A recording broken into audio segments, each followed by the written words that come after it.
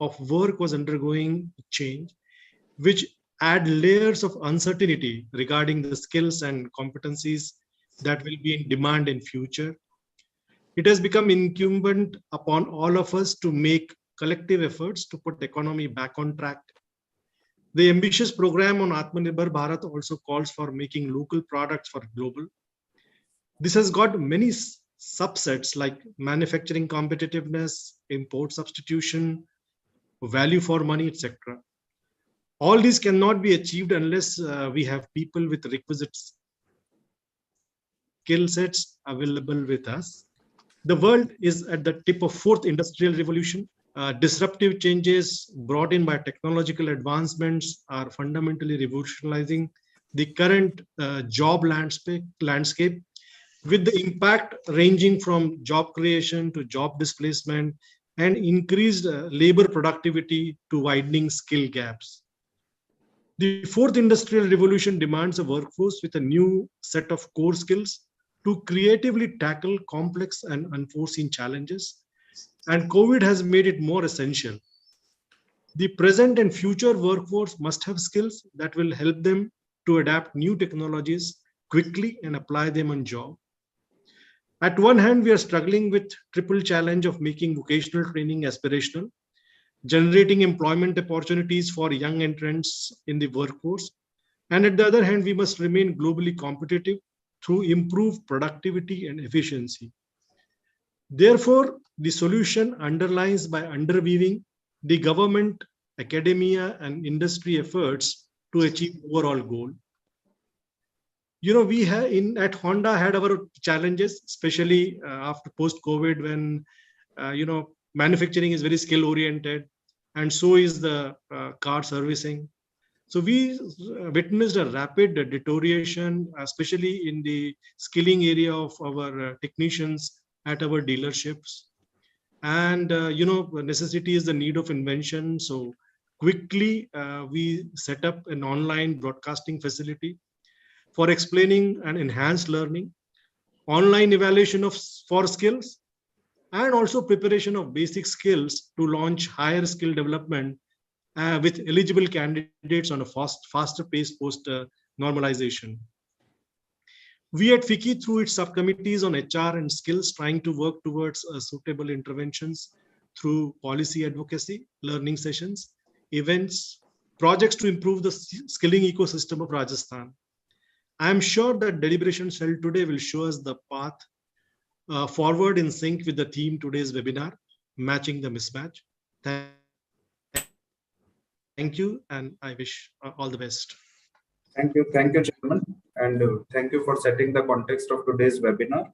And our next speaker is Dr. Akhil Busrai, CEO of Akhil Busrai Consulting, and he is a university gold medalist and from Acceleri, where he obtained his MBA and his postgraduate degree in law, advanced diploma in training and development. Besides PhD, he is currently pursuing his second PhD and a master's degree in anthropology. So, and he has, to his credit, 48 years plus experience in industry, and he has worked in various HR roles with Unilever in Kenya and India, and he was executive director HR Motorola for Asia Pacific countries.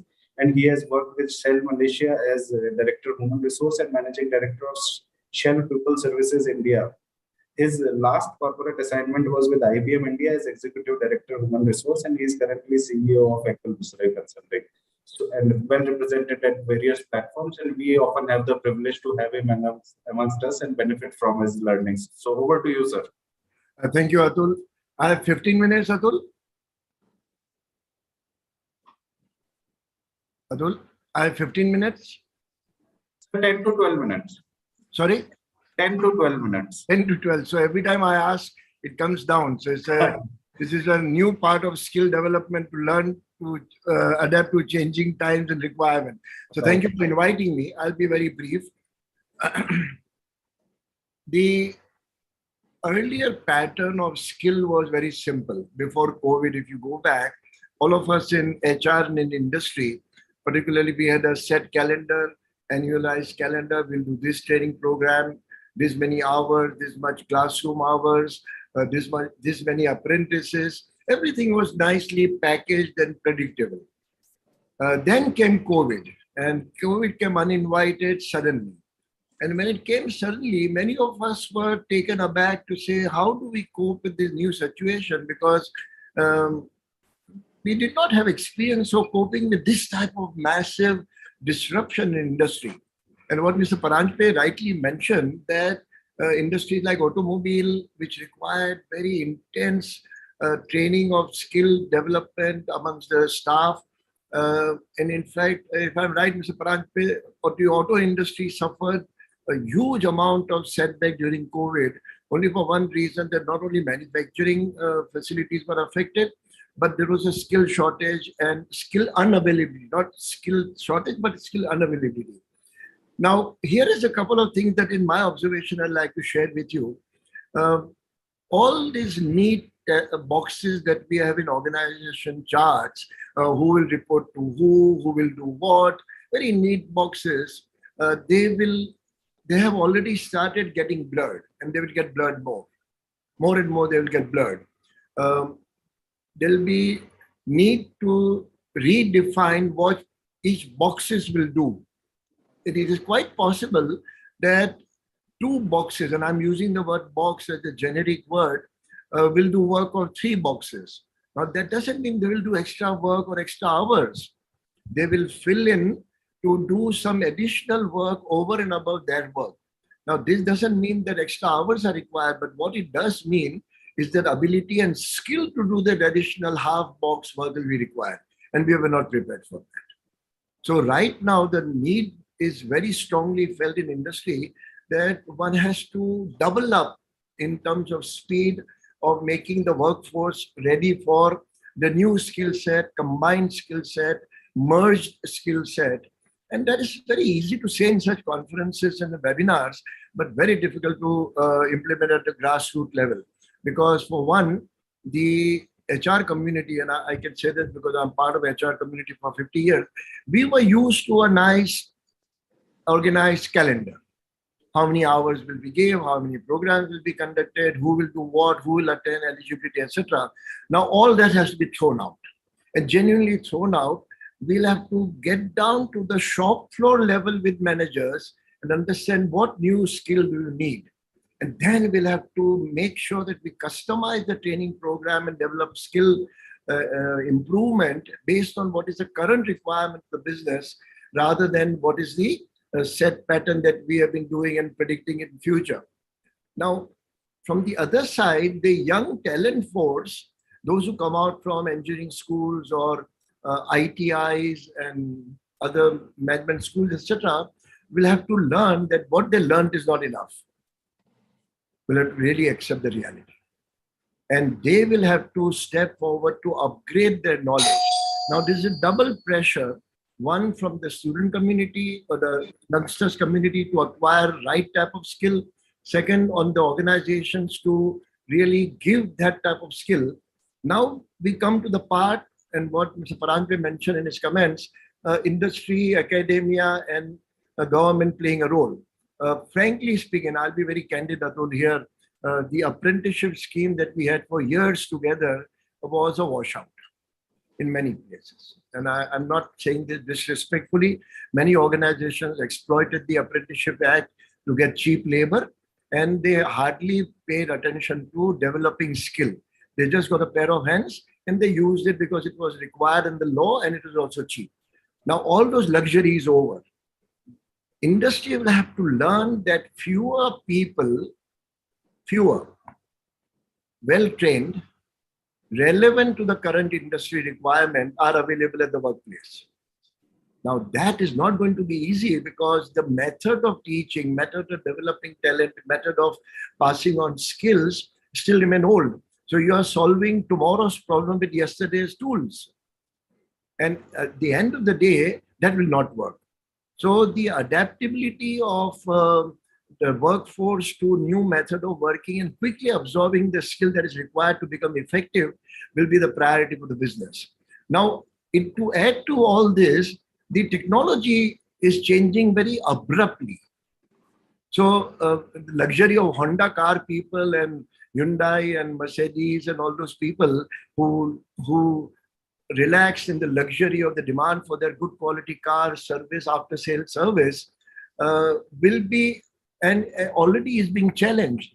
If Tesla comes in a big way, all these car industries will have to rethink that where are we now? Suddenly they'll become obsolete very quickly. I'm not talking about car industry only because Mr. Paranj pays here. Please excuse me, Mr. Paranj, if I'm gunning for car industry, but it's a very big industry and very significant yardstick and barometer of industrial health and economic growth. But this is happening in other industries also. And obsolescence of the current workforce is becoming the norm. Things are getting replaced. Sometimes what looks very contemporary, what looks very nice to have, also becomes obsolete. And I'll give you one very simple example. Those of us who use Amazon, and those of us who are Amazon Prime members, we are used to getting almost every item that we order next day. Then we say, wow, this is nice. No, I order today, next day, because of my Prime membership, I get it. Now, our daughter introduced me to something called Blinkit, Blinkit app. And what surprised me that those people supply the same thing, most of the thing of daily use in 12 to 14 minutes. Now, this is the use of technology. And I used it for last 4 or 5 days. And when the delivery boy came, I said, how do you manage to do this in 14 minutes? I mean, are you really waiting with the motorcycle? Basrai saab ka order aayega aur abhi main le jaunga. And he explained to me how technology is used, that there is a complete algorithm made as to what orders are likely to come based on the pattern of consumption, and they store certain items and send it in 12 minutes. Now, this may look like a trivial example on a FICCI seminar like this. It is not. These are the indications of quickly change in the way things work around us. And if Blinkit can outpace Amazon, Tesla can outpace Mercedes and Hyundai and Maruti's, you can imagine how much impact it is having on the workforce itself. And to meet those changing requirements, you need a skilled workforce. Now, where are they going to come from? First of all, we do not know what is the skill after, say, 6 months or 1.5 years or 2 years. Frankly, we do not know. Some of us who read the signs on the wall can anticipate that the trend is moving in this direction, and we can proactively provide skill training. But remember, every proactive or reactive measure to provide skill is cost. An industry doesn't have the luxury to incur costs when it is not needed. Now, what comes first? Do we skill up people or wait for development to catch up with us where we have people who are not fully skilled? This question cannot be answered on a webinar. This question has to be answered at the shop floor level. How much impact lack of skill has on your bottom line? And today, I did some study with some of my colleagues. We realized that lack of skill causes something like anything 29 to 31% in loss of revenue. Now, if you take an EBITDA of even 15% to 17%, and if you have 29 to 31% of the workforce not really ready to deliver, you can imagine the impact on the business. So skilling is a real problem. It's a real contribution we can make or not make and miss the bus. So a seminar like this should not be taken casually. So, okay, we'll talk about, give some plan on skill development and how skill is changing and what we should do and what the government should do. What is the new labor code going to do? I personally feel as a practicing manager that we should leave all those behind. We should get our hands dirty with the business at the grassroots level. What is hurting us? What will hurt us in near future? Not even long future, near future. And make an investment to upgrade our skill set amongst our people so that we are ready when the change happens rather than we are caught napping when the change happens. Now, this is going to be the crucial part between the good companies and great companies. Good companies will catch up. Okay, now change ho gaya, chalo, let's do this now. But great companies will anticipate those changes and prepare the workforce. Now, the last part, in 2 minutes, Atul, I'll close exactly in 13 minutes. The last part is that what happens when you skill up people? You invest money in them, you invest time, energy, and they leave for competitors. Then it's a double loss. You spend time, energy, resources to train these people, and they go and work for competitor. Now, this is a call we have to take, whether we should avoid skilling people because they will go to competitor, or should we anyway invest and make sure that the skill is upgraded. Now, if many industries, not all will not agree, but many industries put together agree to upscale the level of skills amongst that workforce, the entire availability of the talent pool quality will improve. And that improvement in quality will make sure that the industry as a whole, whether it is automobile or it is textile or what, irrespective of what industry we're talking about, will benefit by the joint resources. Of course, this is a bit esoteric, bit too much of a expectation to expect every competitor to work together. But at the end of the day, we must realize that if we do not upgrade our workforce and make them contemporary in terms of skill set, we will suffer. Forget others. And if a sudden disruption of a technology or way of working comes in the way, it will hit us double whammy. Some of the companies actually stumbled on this basis and they were not able to cope up or recover. So recovery in many industries is becoming a problem because either they've lost the skilled people or they have not upskilled them properly and they're inadequate and they're not able to recoup the lost market during COVID. So my last point is that developing future of skill is going to be something which we have to anticipate, be ready, be bold enough to invest, and keep a track on return of investment on skill development. Just don't give skill development as a routine, but some senior management will have to get involved in tracking, are we getting return on investment on training? And even if we are getting marginal return, it's not a big return. As long as we are getting some return, the cascading effect of that return on overall health of the business will pay for itself. So this is a very serious matter. I think, Atul, I would suggest that FICCI should organize a half-day workshop on this, where like-minded business people, HR people, including those who are looking at future technology, meet together and actually work out a map that, okay, how do we tackle? And if some of the industries have an interest, people like us would be more than happy to participate in that exercise, which will be meaningful white paper, how to upgrade skill and how to make skill relevant, contemporary, as well as useful for the industry survival and growth. So it's 13 minutes, Atul, over to you, sir. Thank you. Thank you, Dr. Busrai. And as always, you have brought a fresh perspective. Thank you. Thank you for being in time also. And definitely skilling, reskilling and upskilling is the need of the hour, and it's very important to be competitive. You have to have skills that are relevant and contemporary. Thank you for your remarks. And now to impart those skills, we have Dr. Ajinta Chaudhary, who is president of Bharatiya Skill Development University at Jaipur, and he is again a mechanical engineer from NIT Silchar and MTech and PhD from IIT Kharagpur and IIT Delhi. And he has over 35 years of experience in the field of academics, and which started with his appointment at NIT Silchar, and he has held several positions of academic leadership, including Dean of Academics at Sikkim Manipal Institute of Technology, Principal at Engineering College Asansol, West Bengal, Dean and Pro Vice Chancellor at Sir Padmapat Singhania University, Udaipur, and right now, as I mentioned, President at Bharatiya Skill Development University, Jaipur. Over to you, Dr. Chaudhary. Thank you very much, Mr. Sharma, for that introduction. And as always, it is a privilege to be amongst this august gathering. And thank you, FICCI, for inviting me again. It's the moment when we are going to celebrate the World Youth Skill Day tomorrow. So on the eve of that, this is very pertinent and a very relevant topic has also been chosen for this seminar. Matching the mismatch, the future of skills, basically what we are supposed to deliberate, and we are deliberating rather. Being, as I have been introduced that by Mr. Sharma, that throughout time in academics, right now also I am the president of Bharatiya Skill Development University. So I'll obviously put the viewpoints from an educationist perspective.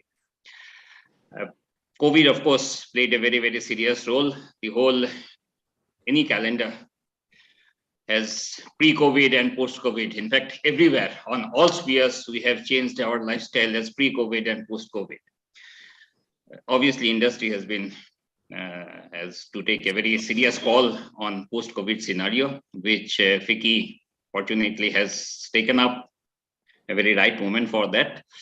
During this period, and since the skilling also is related to education, so I'll put forward my viewpoint from the educationist perspective. And as you all are aware, that during the pandemic in July 2020, the National Education Policy was introduced, which in fact has tried to match the mismatch to some extent, which existed for a long, long time, that the vocational and skill education, which in the higher education scenario especially was not given the due importance, even in the school education as well, which has been given due importance in the national education policy. Last week, I attended a 3-day Akhil Bharatiya Shiksha Samagam at Varanasi, which was inaugurated by our Honorable Prime Minister Narendra Modi ji, which was intended to assess the scopes, opportunities, and challenges that we shall face in the implementation of national education policy. Of course, national education policy does not speak only about skill education, but about many other spheres. But I shall, of course, only restrict and take up, I think I'm taking too much time. So I shall restrict to the aspect which we discussed about the skilling process. National education policy, as you are aware, in the higher education, in the school education also, it has been planned that vocational education should be embedded. And the same is true for the higher education as well. And it is not only about the skill universities like ours, where we obviously provide skill education mainly, try to skill the youth so that they can fit into the industry's requirement. However, national education policy says that all youth, irrespective of their stream, they should have some part of vocational education in their curriculum, so that some credits had to be earmarked for vocational education. While doing so, during the conference, as I mentioned, Akhil Bharatiya Shiksha Samagam, there also this point was stressed upon and highlighted. However, the point that I want to make here is that this point is fine, that everybody has to be, but the skilling process also must be ensured that they are properly skilled. So it is not that, because if you remember, long back we had a course called work education in our schools, which many of our in fact our engineers also did not pay the due attention with which this was actually introduced. So if this vocational education component which is being introduced in the schools and the colleges, if they are to succeed and actually skill the youth, in that case it is necessary that they should properly be planned, and it should be imparted in the actual places where such vocational education can be duly imparted. It is not that just for the sake of imparting education and earning some credits, the students are sent somewhere and comes back with some project which many times are also abusing the system. So that should be avoided. So from the FICCI also, I would like that you can send a message across to the actually the people who actually matter to the and fortunately I find the skill secretary also is present here from my direct government Rajasthan. So I would request, madam, you may also please take note that this policy, while implementing this policy, we must ensure that these students are actually sent to places where they will actually be skilled and learn the trade properly. BSDU, with this facility that we have, which many of you are aware of, we can certainly extend the helping hand to such causes.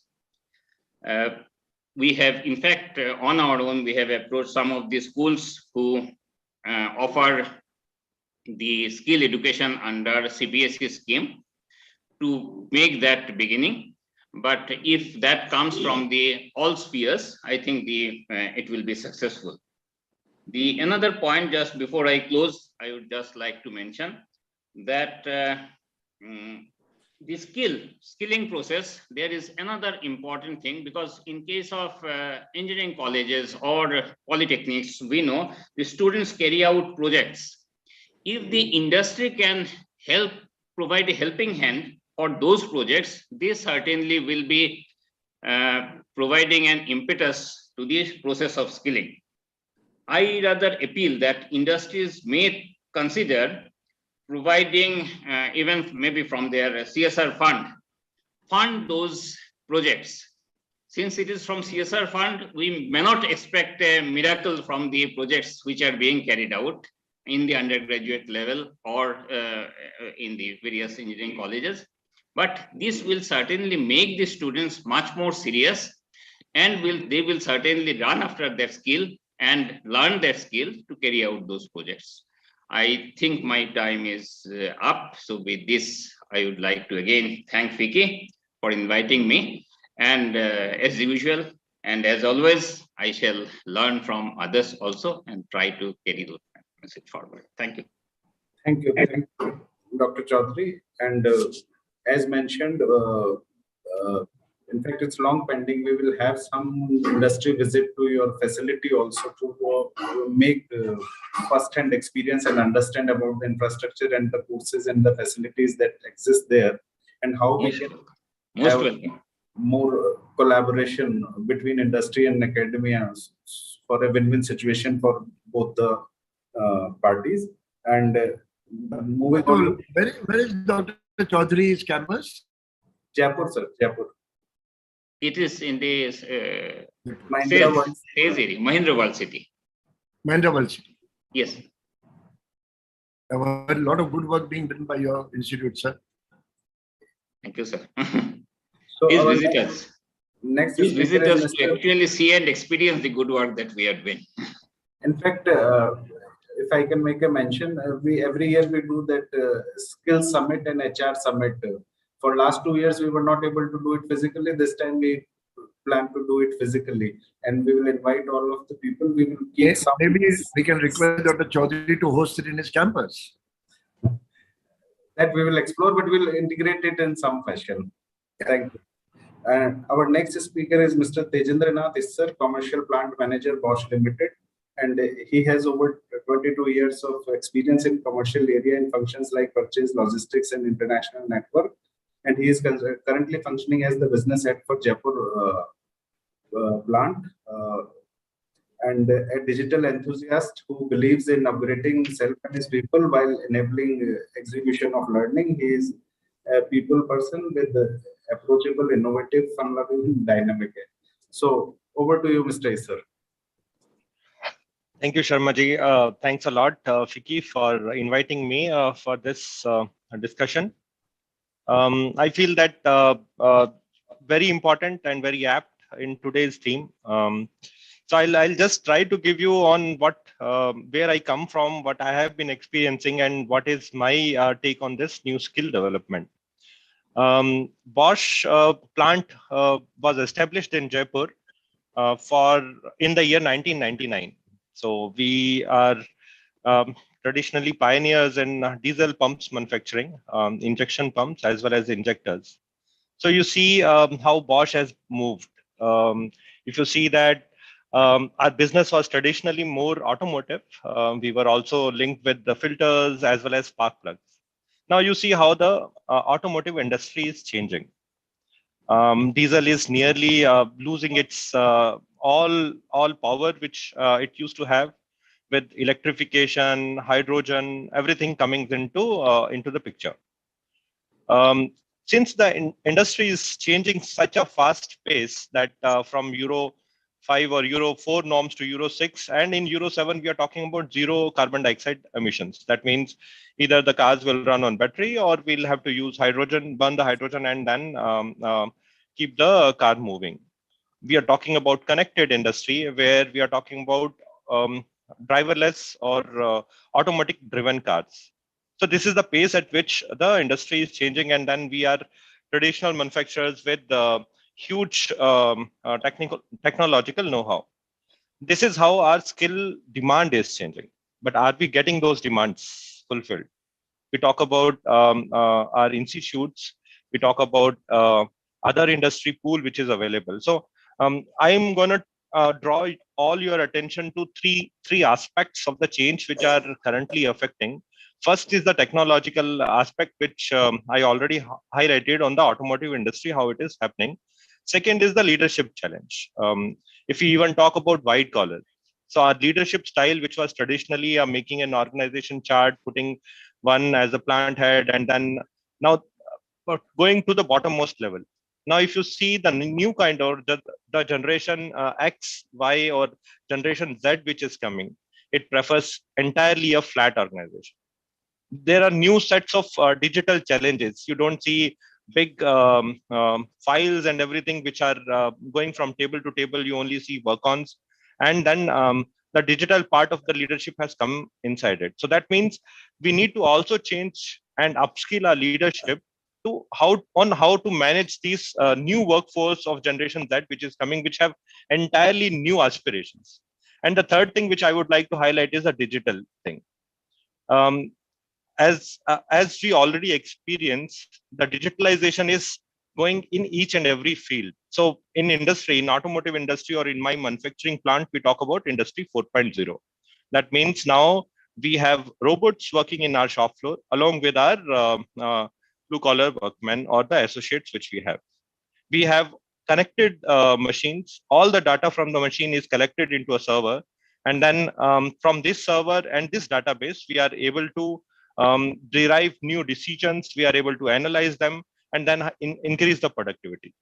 So these are the three main challenges which I can tell you from my experience, which industry is facing.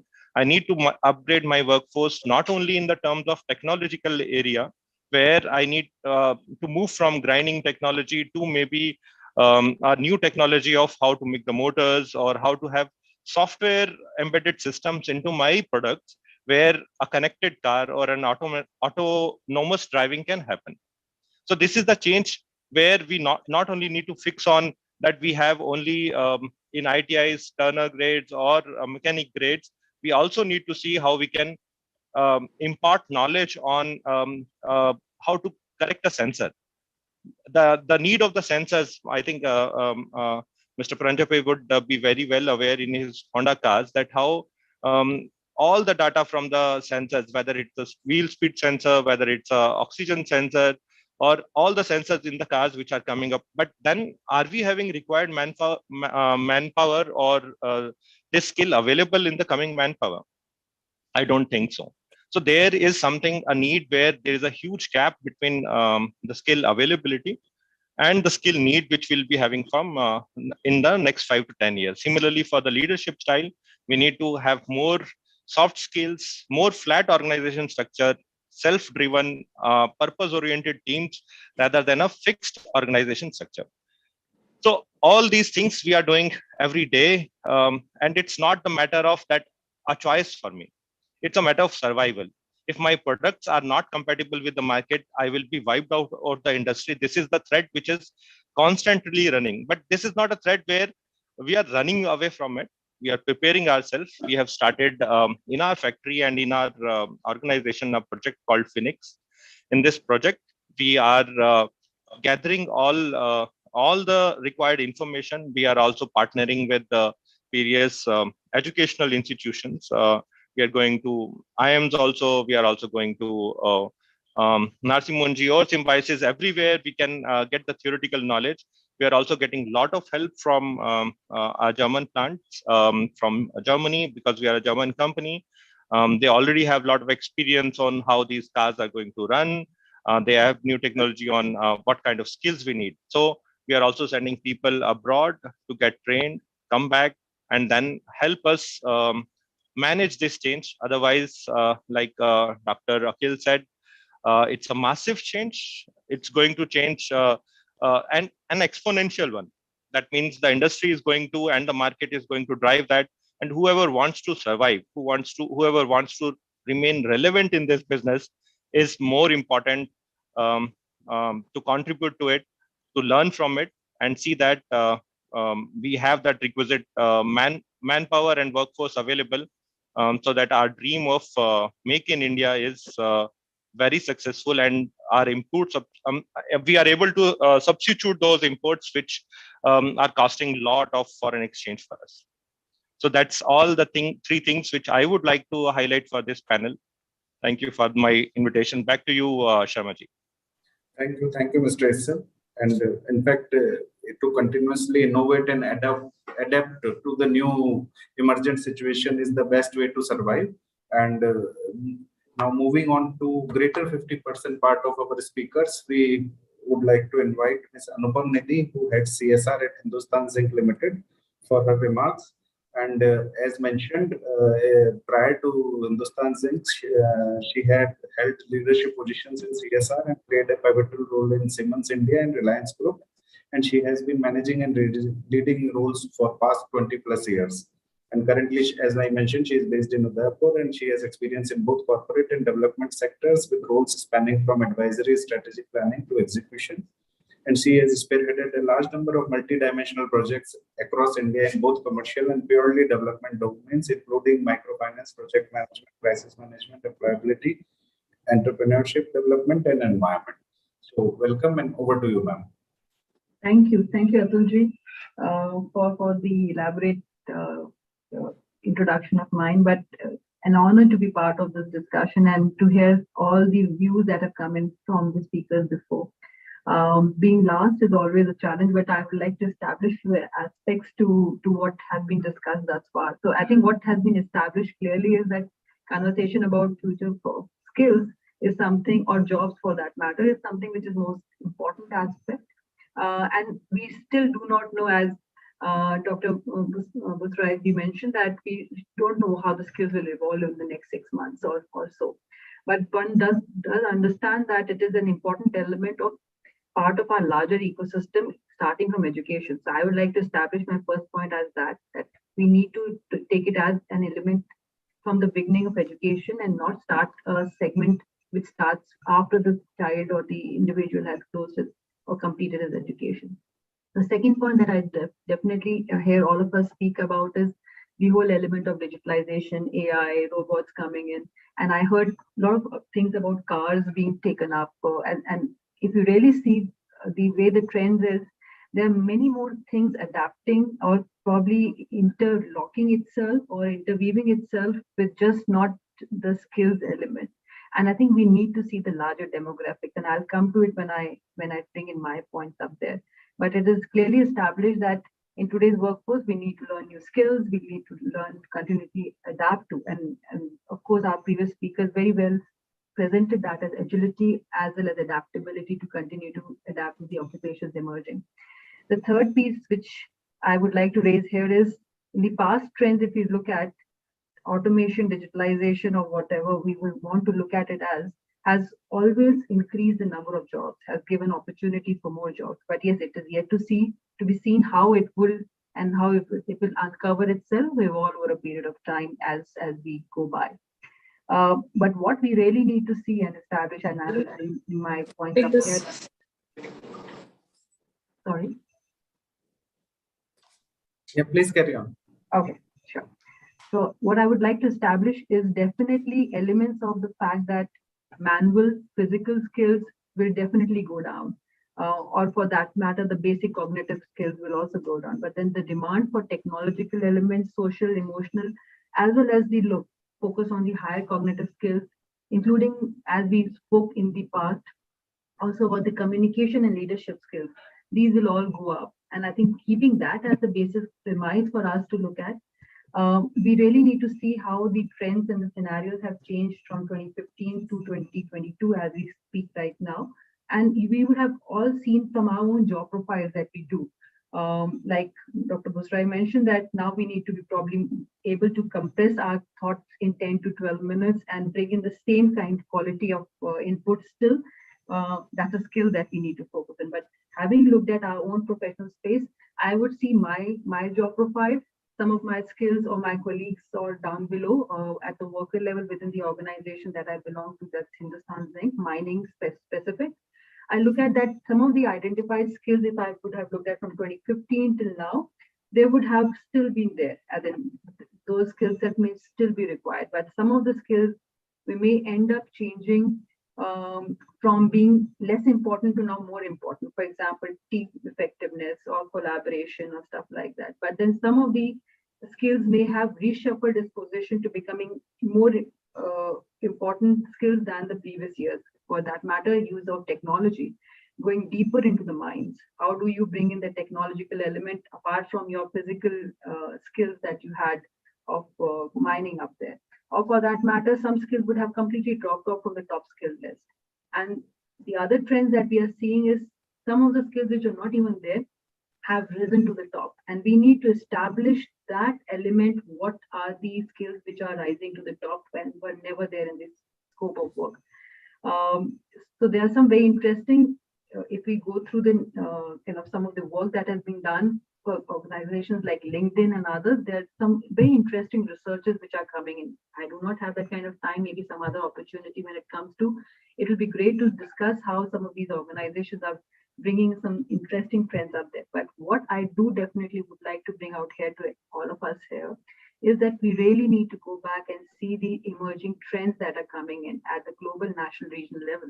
And these trends, mega trends, as I may want to call it, are demographic, urbanizations that are happening, globalization that is happening, or for that matter, the inequity or inequality that is persisting, or political uncertainty that we see across us, whether that's close neighborhood or across the globe. And the final piece is climate change. And if I look at all of these and its interconnectedness, it's interwoven, they are completely, and if I take an example of the uprising trends of ESG, everybody is talking about environment, social, and governance part of it, and they are focusing on the green sector.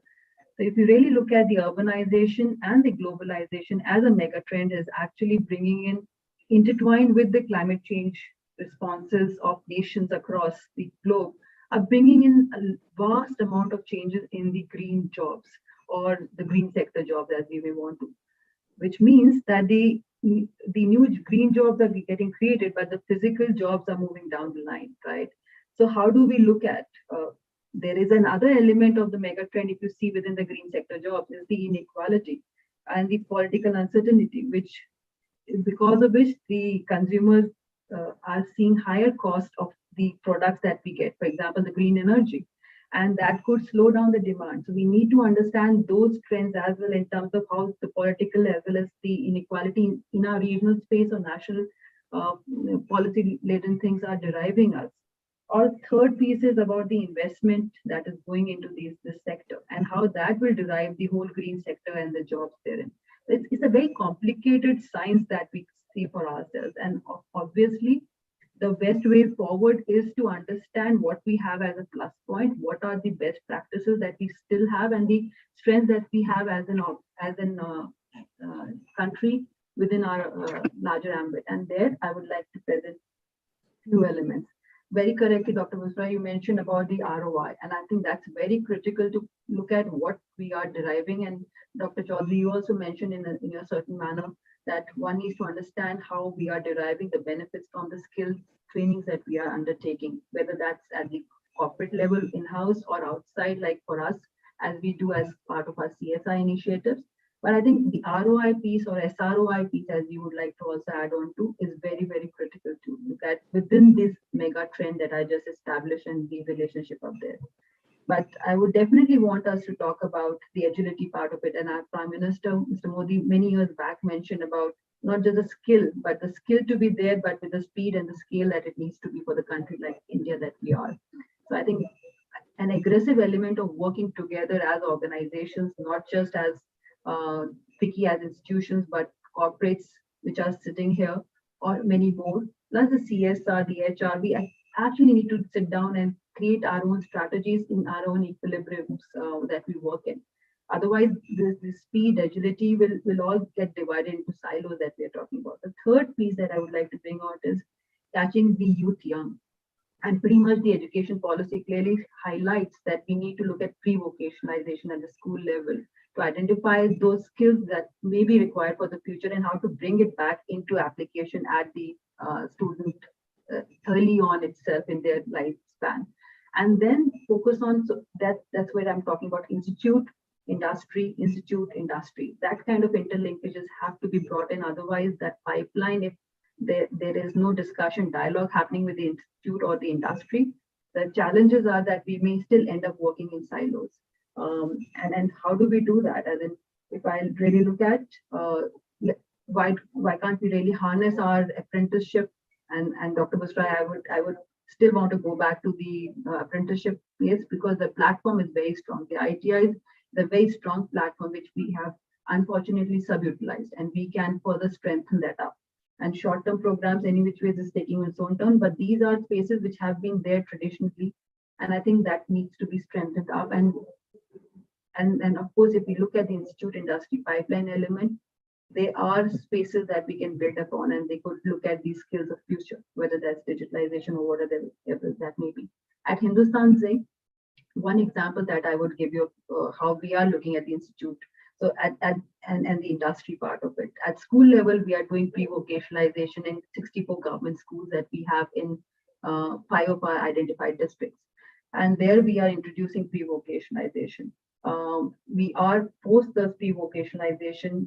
We have a space where, for example, in our differently abled category, we have children who are studying in these schools are being brought up after the pre-vocationalization training into our skill centers, which are there, which are again having an attachment with the corporates that we work with, which means we are strengthening the institute and the dialogue between institute and the industry to bring in these differently able children into and mainstream into our skilling centers, after which they get into an industry. And post that, we also are partnering with the same industry to bring them back for additional skills, because these are deaf and mute children.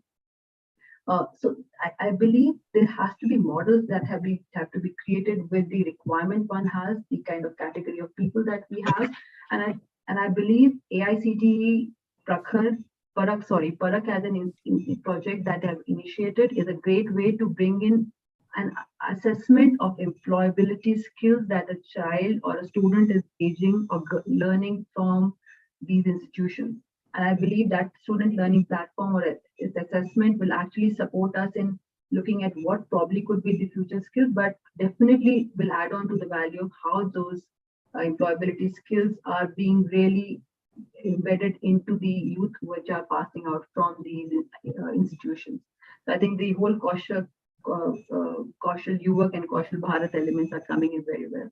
The third element that I would like to, and then with that I will rest my disposition today, is Pearson with Nesta and other Oxford universities abroad have come up with some very interesting machine learning tools.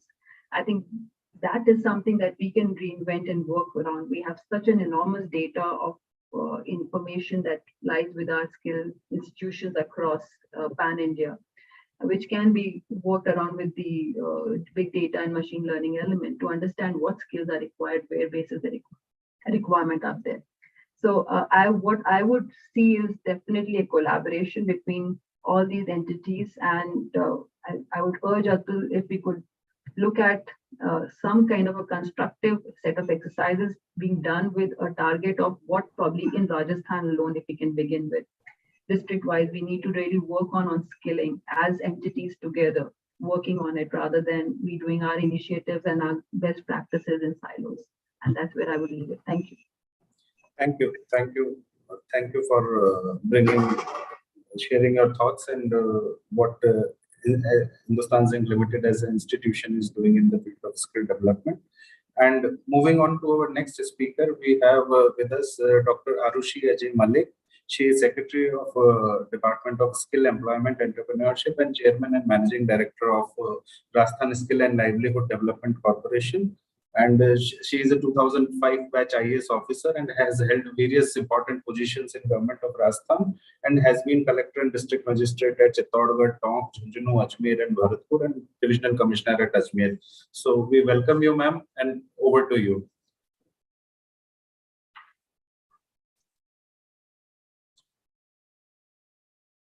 Sir, ma'am, your voice is not coming. Ma'am, it's not audible. Something is wrong.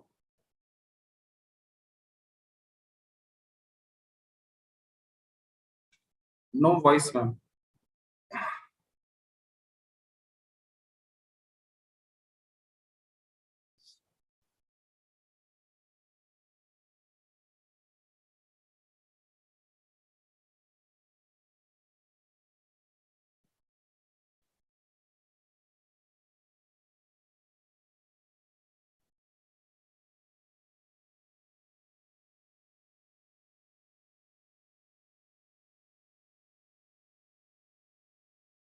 No. Yeah, now it's audible. We can hear you. Yes, we can hear you. Okay, okay. So it's audible, right? It's audible now. Okay. So at the very outset,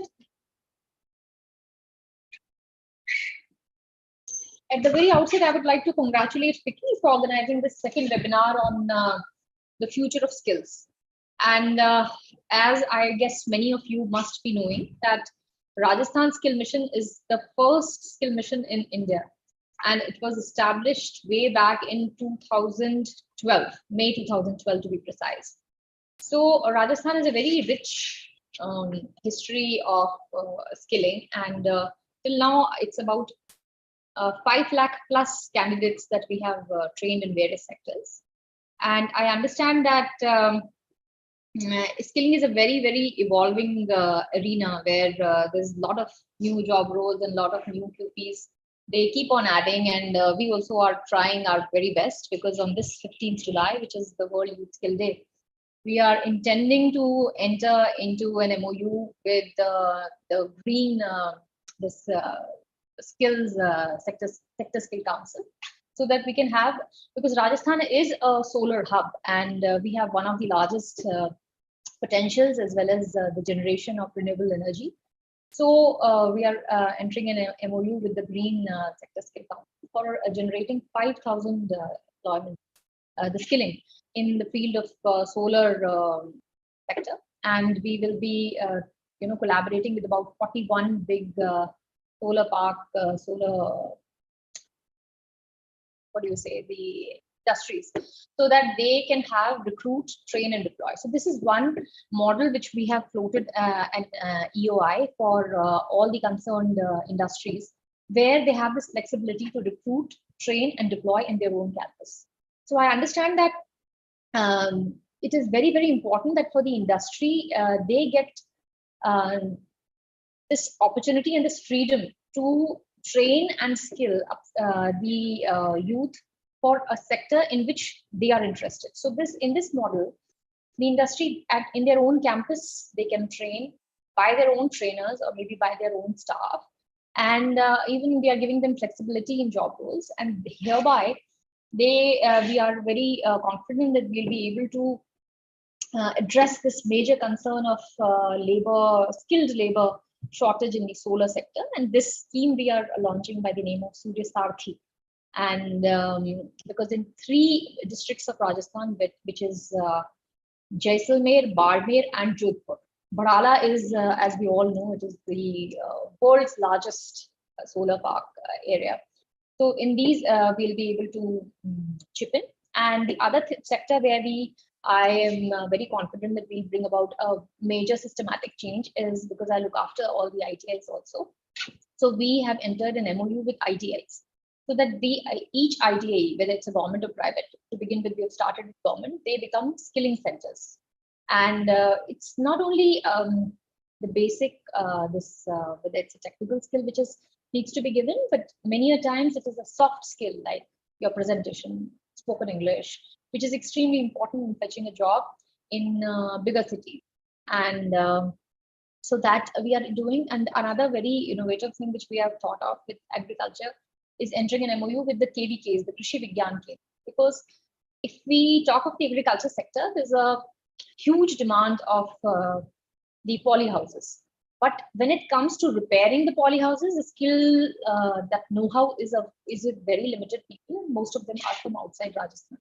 So this is one sector. Then there's Anjeer and Khajur, and the pruning of these trees, that is also very technical. So skilling in these centers. And what we've thought is that the advanced farmers in their farms itself, the KVK, which is Krishi Vigyan Kendra, they offer the training and the skill sets to the other farmers, and we are able to address this very large sector of agriculture, which usually when we think of skilling, we only think of computers and it's other such things. But I guess this is one very large sector which can also be addressed. So if we talk about the placement linked skill development, other than the DDU, which is the Government of India scheme, we have, and PMKVY, we have also thought of schemes for the marginalized section.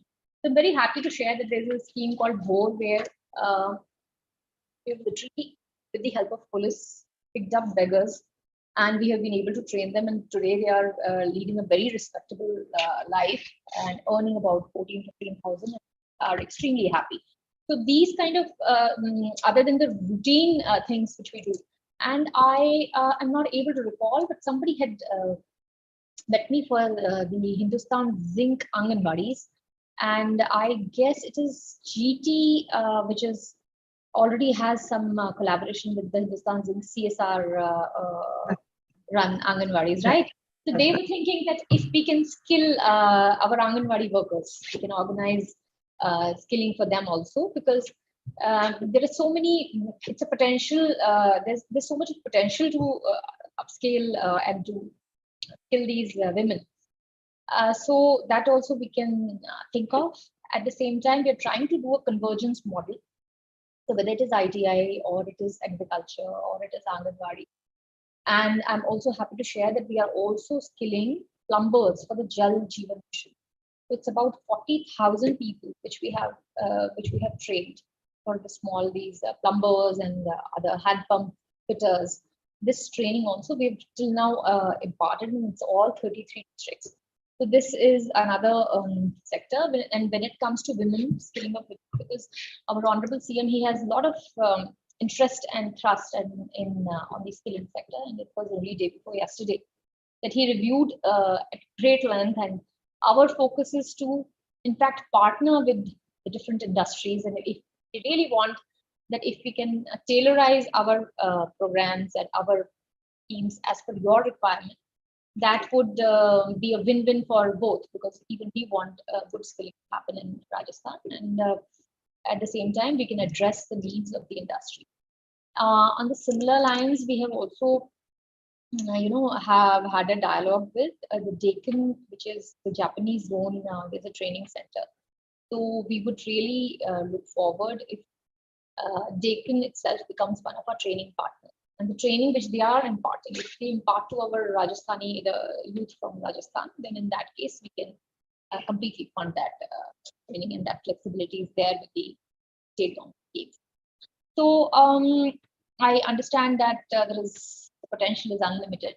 And another thing which I have thought is that we can we had a CXO, and we also had a healthcare sector, this webinar.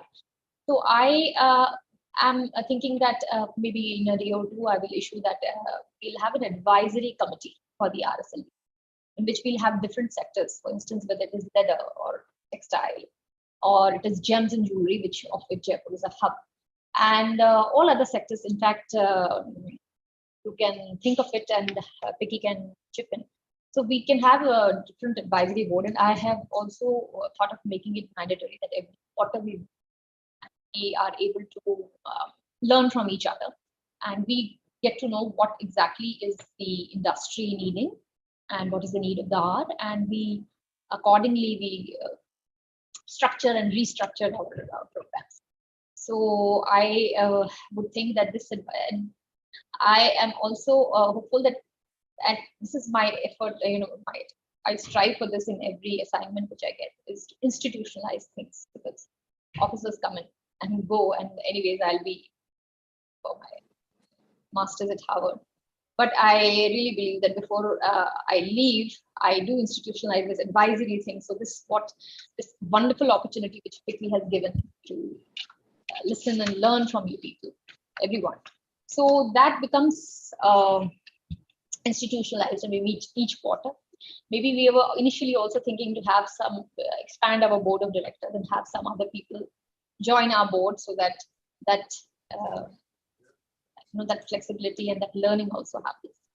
But I am very, very grateful to FICCI to organize this webinar on future of skills, and I am very confident that together we can create history in the world of skilling, and Rajasthan has all the potential to attain international laurels. Thank you so much.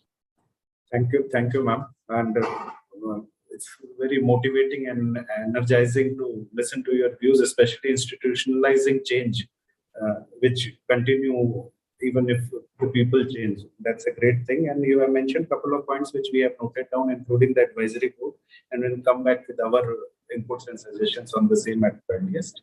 And before I invite Shipra Bhutaniji for the vote of thanks, we would like to take the closing comments from all the speakers, starting with Mr. Praveen Paranjape, who chairs our FICCI Rajasthan Subcommittee on HR and Skills and is director at Honda Cars India Limited.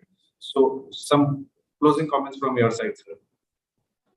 Thank you very much. In fact, it's very insightful today, what I get to hear from, different perspectives.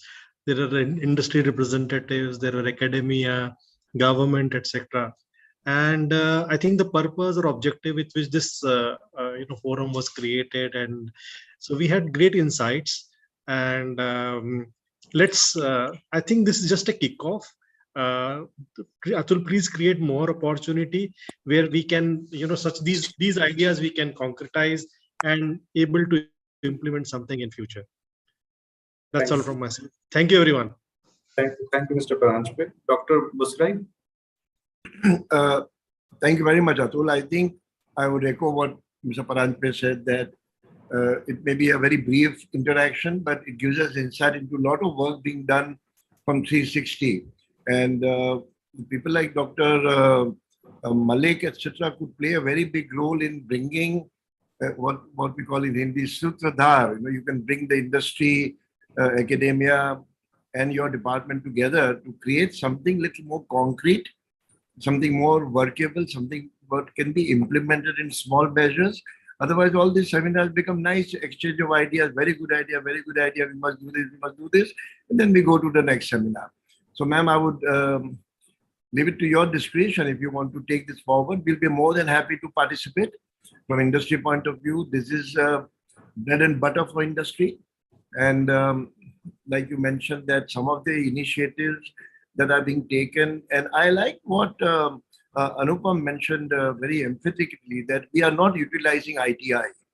And I think this is the focus. Maybe Dr. Malik, you could take under your belt and make little more what I call value add. And in any way we can help you, we'll be more than happy. And FICCI is the right forum for you to tap, ma'am. Thank you, Atul. Thank you, Dr. Busrai. Dr. Chaudhary from BSDU. Thank you, Sharma. Yes, I'll also reiterate what Dr. Paranjape and Dr. Busrai said. Obviously, it was very, very insightful. We have, and as I mentioned earlier also, I learned a lot every time I attend. The same is the experience here also. I also, as in the concluding remark, Dr. Busrai mentioned that ITIs, so not only ITIs, all technical institutions, I think, the academia institute interaction should be much more strengthened. The facilities that we have, we are more than happy, we shall be more than happy to extend them for skilling and upskilling. In fact, we are already in tie-up with some of the industries, and more industries, if they come forward, definitely the better. The points that our Honorable Skill Secretary, Dr. Malik, mentioned were very, very welcome. We certainly would like to join hands with that and take things forward. FICCI obviously will be the forum which will be the binding force. Thank you. Thank you, Dr. Chaudhary. And Mr. Isar. Yeah, thank you. The panel discussion was quite insightful. Thank you. I put forward my need into the panel. Like I highlighted, automotive industry going through a substantial change, and it's not that I do it as a wish. It's a necessity for me to do this reskilling. My survival depends upon it. So that's why it's not only about skilling the new people which we get, it's also about reskilling the people which we already have. So it's about unlearning the past and then learning new things. Got various ideas from the fraternity here. So thanks for organizing. Definitely would like to contribute on what we have learned through our project Phoenix on the reskilling part of it, and would like to share and also share those resources. Yeah, Vicky is the right forum. Would like to collaborate further on this reskilling part. Thank you. Thank you. Ms. Anupam Nidhi? Thank you, Atul. To begin with, I'd like to thank Dr. Malik for bringing in such insightful inputs to us in terms of whether that's ITI or agriculture being a focus or Anganwadi workers, which we are committed to, Dr. Malik. Looking forward to exploring some of these possibilities, because as Vedanta and the Sandhya, we are clearly committed to all these areas that you clearly outlined. Four things that I would like to present here as my concluding input would be: one, starting it young, start at the school level, focus on employability. Second is diversify, and then bring in elements across the board. And third is the collaboration point. We cannot work without the collaboration being there amongst all of us sitting here and many more there. And fourth is the institutionalization piece, which Dr. Malik very clearly outlined, and I think that's the crux of it. And finally, such sessions, Atul, have to have some actionables for each one of us joining in here, so that there is a journey forward. And next time when we meet for the third Future of Skills, we have something very concrete to talk about and look forward to.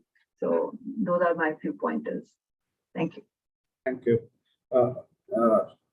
Secretary Ma'am, would you like to make any final comment before we move to vote of thanks? Atul, before you move to vote of thanks, can I add one observation for Dr. Malik? Yeah. Ma'am, if you are willing to invest time and energy, maybe form a small task force. There are a lot of us who would be interested. Bosch is doing some outstanding work on skill development for 2 decades, over 2-3 decades. In the chat, I also saw a message from youngster Piyusha Amre, who's volunteering to put together some white paper on this based on something. So if you form a small task force, provided you are serious about it and you have time on hand to do this, then we can take the next baby step to convert all this discussion to some actionable plan. We leave it to you, ma'am. Any comments, ma'am, or we move to the... Okay, thank you. So I would now request Ms. Shubhra Bhutani, who is MD and CEO of Capacita Connect Private Limited, for her concluding remarks and a brief introduction. She is a first-generation entrepreneur, founder and MD of tech startup called Capacita Connect, and she is alumnus of IIM Calcutta. Earlier, she was economic professor at Birla Institute of Technology, Misra. And Capacita is an NSPC innovation partner and also got Bhamasha fund from Government of Rajasthan. It's a digital startup and it has India's largest database of skilled manpower, 10 million blue collar pan-India from 240 job roles. So we welcome you, ma'am, and over to you. Very good afternoon, all of you. I presume I'm audible. Yes, audible, please. Yeah, thank you so much, Atulji, and thanks a lot, Vicky. I must say that this has been the perfect combination where you have invited almost all the stakeholders of skill ecosystem. So today we have government with us, industry associations like Vicky, automotive sector, manufacturing sector. We have a CSR skilling. We also have Skill University, and then I am representing the digital recruitment part. So whosoever is the stakeholder in the skill ecosystem is present here, and all of them have given their perspective as what is the need of the hour and how we can take this forward. I today, on behalf of Vicky and on behalf of Atulji and everybody present here, I would like to convey my heartiest thanks and congratulations to all the speakers present here. Thanks a lot to Tejendraji, Akilji, Praveen sir, Arushi ma'am, Ajinta sir, and Anupama ma'am, and Arushi ma'am. I must say the ideas presented and the suggestions given by you are very, very valuable to all the listeners present here. and all those who have been participating in this webinar since it started in the morning. So as far as the closing remarks goes, I have seen a very paradox situation here. So there are few speakers who are talking about that soon there will be a driverless car, there will be robots working on the floor, and on the other side, in the same country, we are talking about unemployment and skilling the people. So the challenge in the coming days, which I see, is how do we develop and maintain the equilibrium where we are also having a technology on the same work floor, and also the manpower competing or working hand in hand with the robot. So this is one challenge which I see in upcoming days. So online evolution or valuation of the skilling by Honda is, I think, it's very innovative thing, because the importance of online or digital has been taught during the COVID hours, and I think that is the future lies. So I would like to explore and understand more how they are evaluating and doing the valuation of the skills online. And Mr. Akhil, sir, he has very correctly said that there is no organizational structure or hierarchy left. And then apprenticeship. Personally, we are NAPS partner also, third party aggregator. Personally, I believe NAPS is a good program which has been implemented wrongly.